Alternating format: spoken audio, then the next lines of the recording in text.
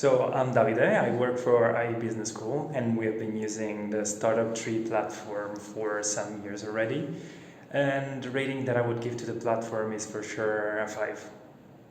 So we used the StartupTree platform for a project that is called the Startup Lab inside the IE Business School International MBA program.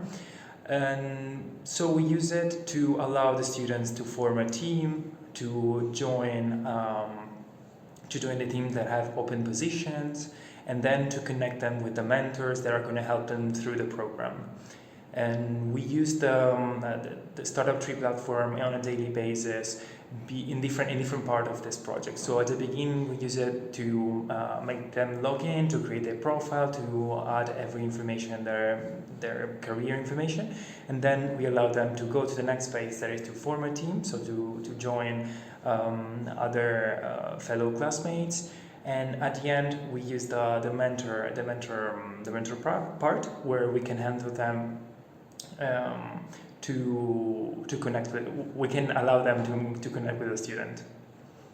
I really like about the StartupTree platform the fact that it's very intuitive to use and at the same time very flexible. So in the moment, for example, that I have to manage the mentors, they have the option of uploading their calendars like manually or doing it automatically, connecting them to their calendar account.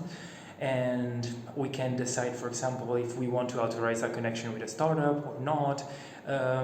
This allows us to try to understand what exactly are our needs and to put that into the platform, so that it's very valuable to us. And I was mentioning the intuitivity of the platform, because absolutely, yeah, even if you didn't read a manual, for example, you can understand perfectly how it works. And I even really like the aesthetic of it. So yeah, 3 main reasons why we use that.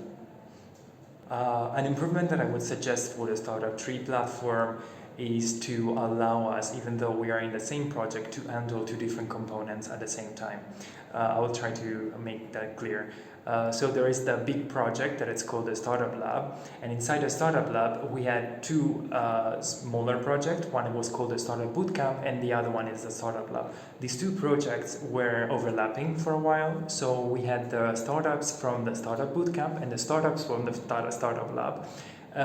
And those 2 groups, I could not differentiate them, and hence I could not send communication to both of them separately. So the people from the Startup Lab could still see the announcement for the Startup Bootcamp. And yeah, this is only probably the thing that I would suggest to improve. For the rest, as I mentioned before, everything was covered.